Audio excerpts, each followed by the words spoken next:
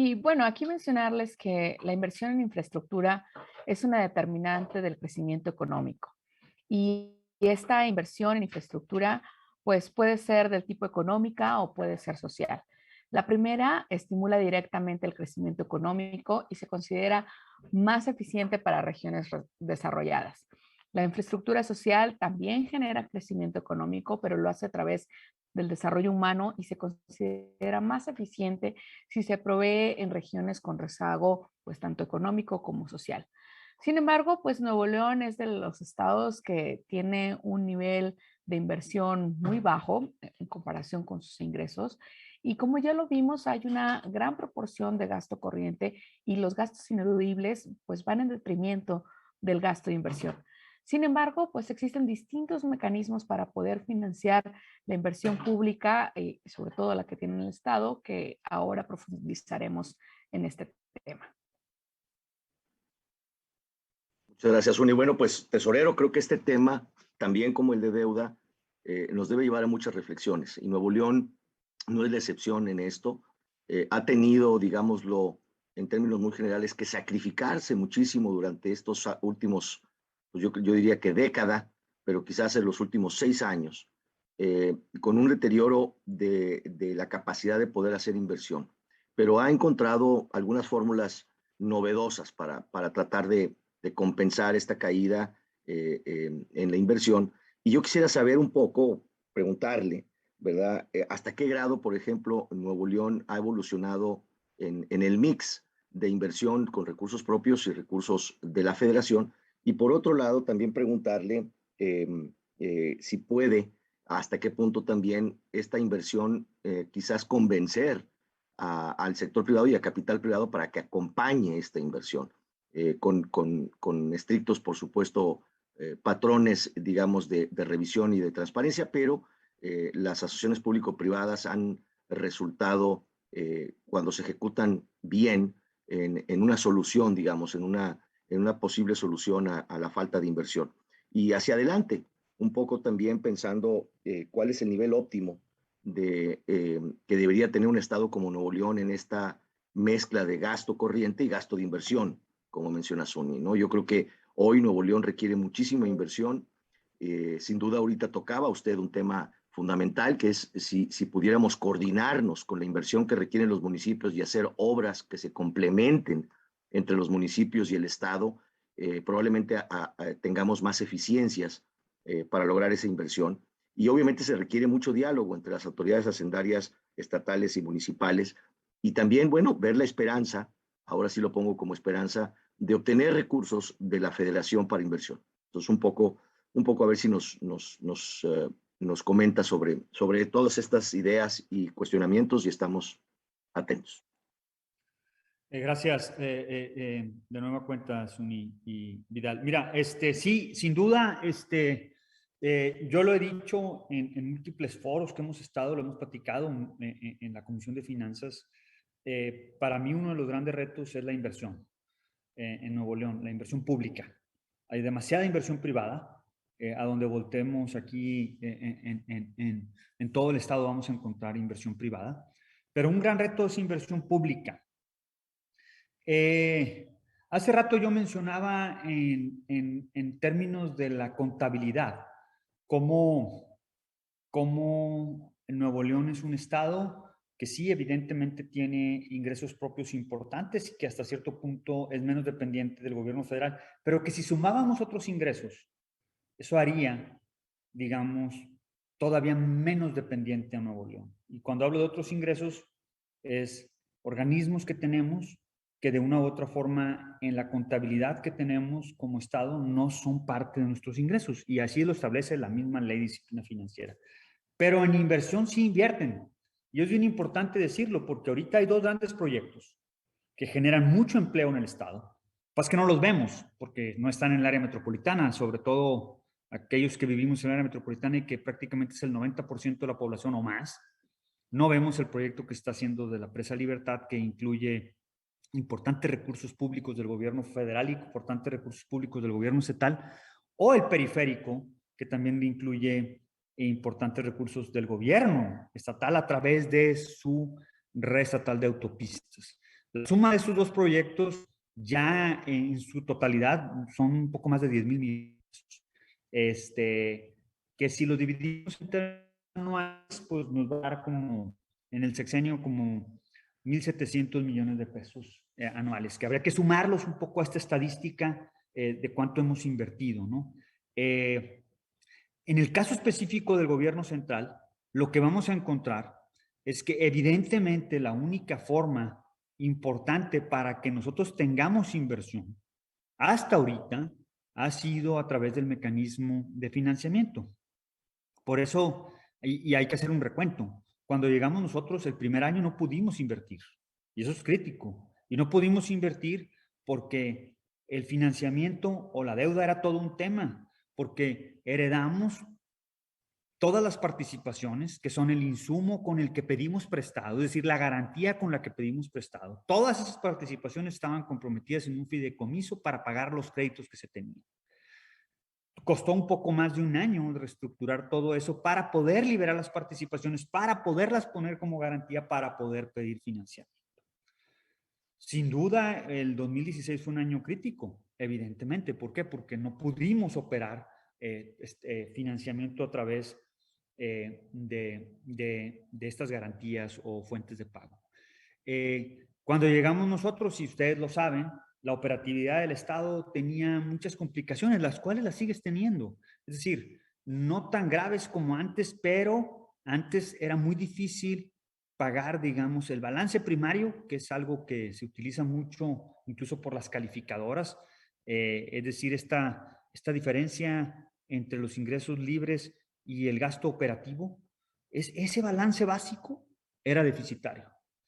Y si ese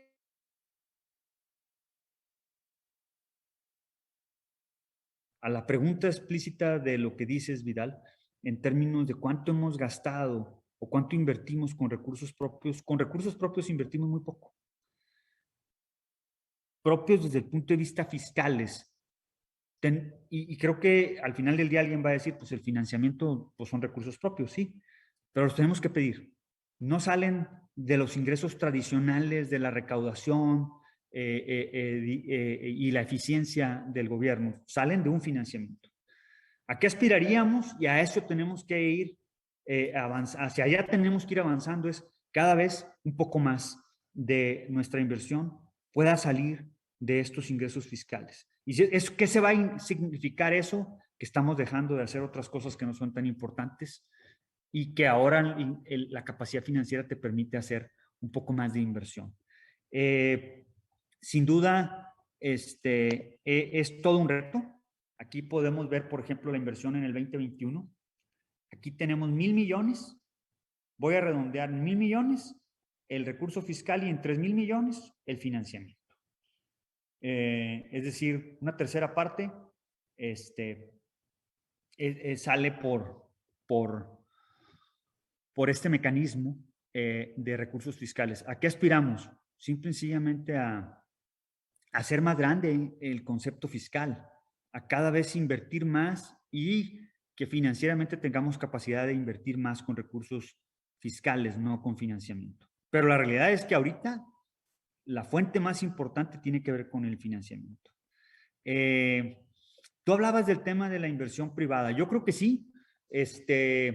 Aquí hay un reto y yo creo que el Consejo Nuevo León es un gran aliado en este tema en términos de conciencia, de comunicación, de explicación. Evidentemente hay cosas que el sector privado hace mejor. Evidentemente. Me voy a ir a un ejemplo que no tiene que ver con inversión, pero que explica un poco las cosas que se pueden potenciar. Hay cosas en donde el gobierno no puede llegar. ¿Por qué? Porque su brazo es un poco más corto y no alcanza.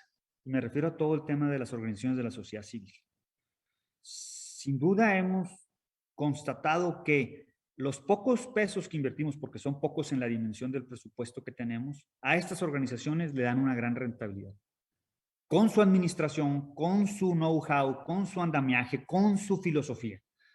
El sector privado tiene habilidades distintas a los gobiernos y en algunas cosas puede hacer mejor, digamos, la operación de algún incluso de algún bien o servicio público.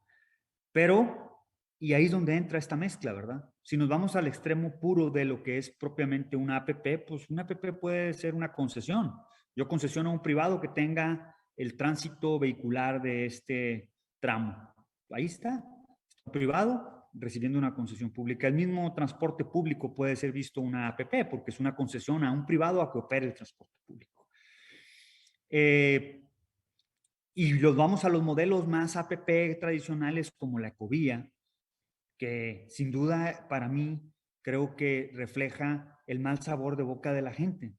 Los mismos contratos que han estado saliendo en los medios de comunicación de sistemas de alumbrado público a nivel municipal, tiene que ser algo mucho más discutido públicamente, porque evidentemente eso no nos da, digamos, yo no estoy diciendo que esté mal, no, jamás he dicho eso, probablemente sea el modelo perfecto, pero hay que discutirlos y debatirlos porque no son 10 pesos los que se están poniendo ahí, son cientos de millones, en algunos casos miles de millones. Y varios años. Tenemos que decidir como sociedad si es lo correcto o no.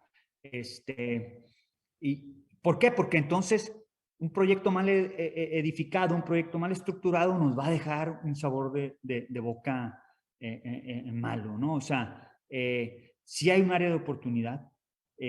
Creo que como sociedad tenemos que, ya una vez que dimensionamos que la capacidad del Estado para hacer inversión está limitada, que tenemos que ir reforzando la posibilidad de hacer más inversión con recursos fiscales, tenemos que seguir utilizando el financiamiento, pero además tendríamos que estar definiendo qué cosas podemos hacer conjuntamente en el sector privado. Y nos lleva un paso atrás. Ok, supongamos que ya tenemos el dinero, supongamos que ya resolvimos y que le vamos a meter más lana con recursos fiscales. Bueno, ¿en qué vamos a invertir? ¿Cómo? ¿En qué vamos a invertir? Ok, y creo que ese es un tema, digamos, importantísimo, porque si estamos viendo que la inversión es limitada, porque la capacidad que tenemos es limitada, pues definamos correctamente en qué vamos a invertir, porque si no, entonces es doble crimen gastar mal este recurso en proyectos que no tienen esa rentabilidad que queremos. Y definamos qué proyectos sí tienen toda la posibilidad de ser un proyecto en donde el privado coadyuva con el gobierno en la provisión de un servicio público o un bien público. Y es parte de un ejercicio que yo creo que tendríamos que profundizar. Si hay áreas de oportunidad, Nuevo León, en la forma en la que está constituido en términos de lo que es propiamente el área metropolitana, nos da una idea clara que en materia de movilidad pudiese haber algunos mecanismos claros de APPs. Entonces, creo que hay que explorar las tres rutas. Hacia allá creo yo que tenemos que avanzar, invertir más con recursos fiscales, más de 1,000 millones, empezar con un ejercicio de 2,000 a ver si el espacio presupuestal nos alcanza e irlo incrementando. Seguir utilizando el financiamiento, pero sin duda también utilizar estas modalidades de APPs que yo creo que están mandadas a hacer para cosas muy específicas en Nuevo León. Claro, bien hechas, muy públicas, muy evaluadas, muy discutidas y sobre todo muy comunicadas para que la sociedad no piense que hay truco ahí. Y creo que eso ayudaría a que Nuevo León tuviera, digamos, mucho más inversión y por lo tanto, pues más desarrollo, ¿no? Bueno, pues ahí terminaría yo. No sé si hay algún comentario. Muchísimas gracias, tesorero. Bueno, pues creo que hicimos una cobertura integral de todos los aspectos que conllevan las finanzas públicas del Estado de Nuevo León.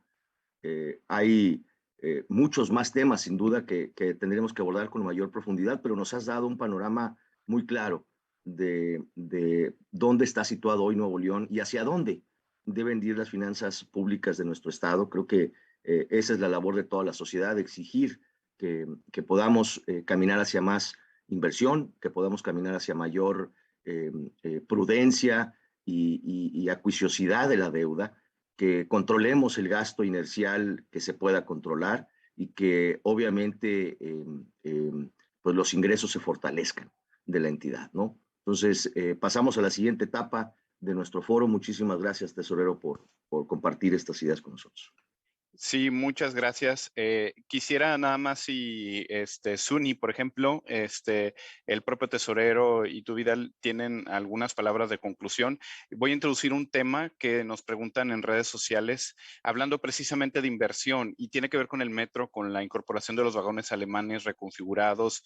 Ya que se habló de Ecovía, no sé si usted, tesorero, guste hablar de esta inversión que se ha hecho también en este sistema de transporte público.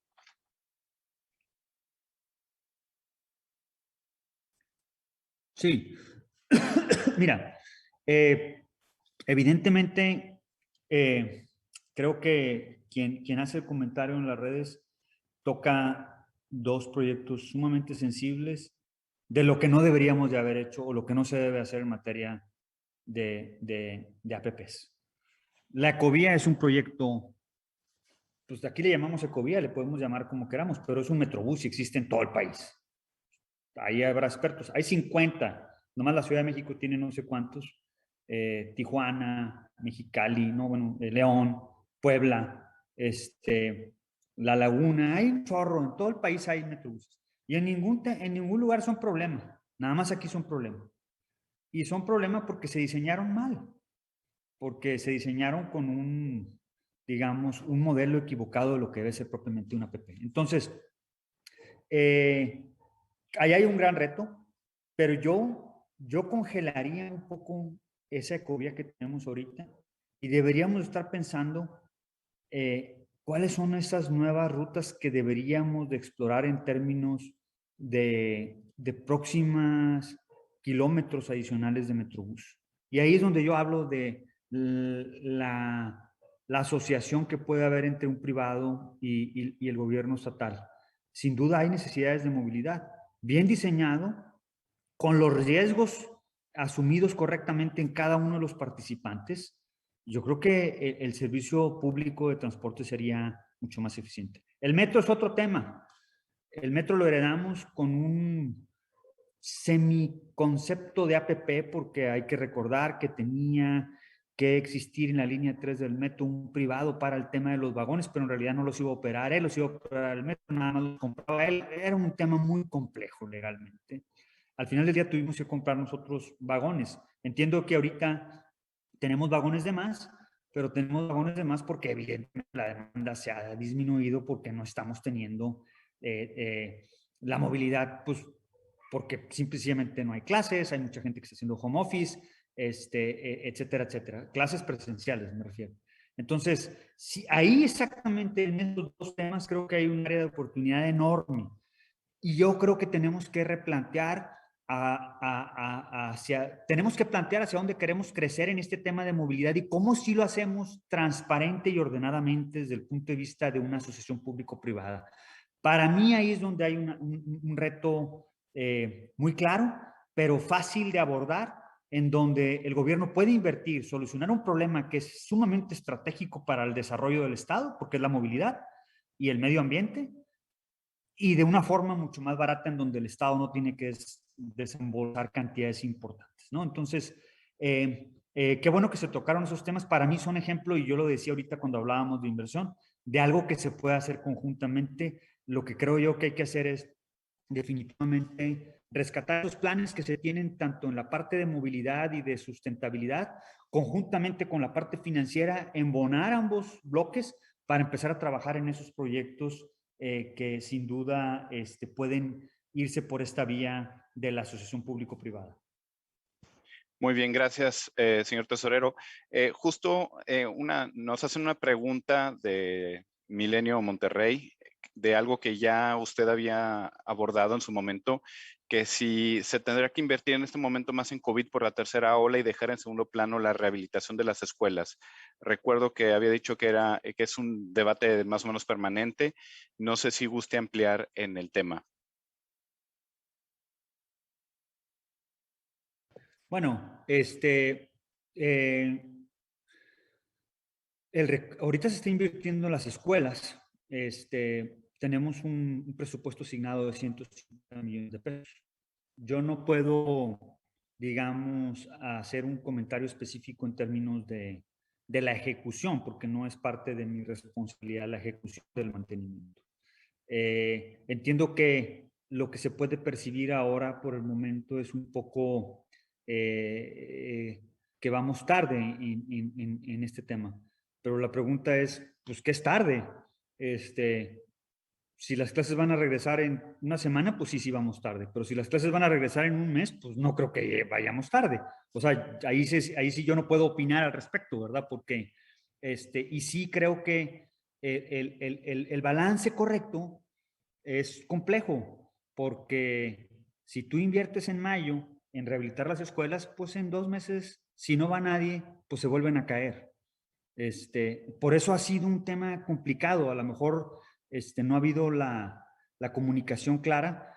Creo que estamos en el momento correcto porque se está avanzando. A mí me consta, hemos tenido múltiples reuniones para liberar los recursos para el mantenimiento de escuelas.